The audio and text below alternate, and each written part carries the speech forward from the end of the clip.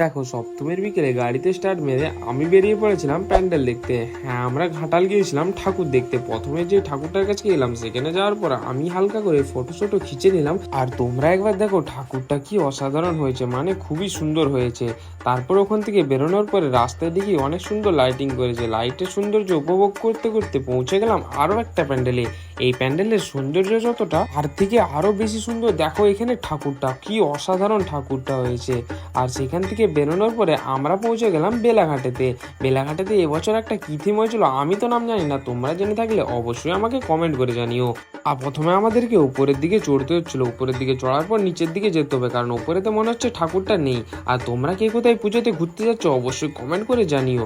Finally গোয়ার মতন পথের ভিতর দিকে আমরা কিছুটা হাঁটার পরে পৌঁছে গেলাম ঠাকুরের কাছে। ঠাকুরটা দেখো কি অসাধারণই না হয়েছে। তো গাইস চলো আমি ঠাকুর দেখে বাড়ি যাই। তোমরা আরো মিনি ব্লগসের জন্য ফলো করো, বাই।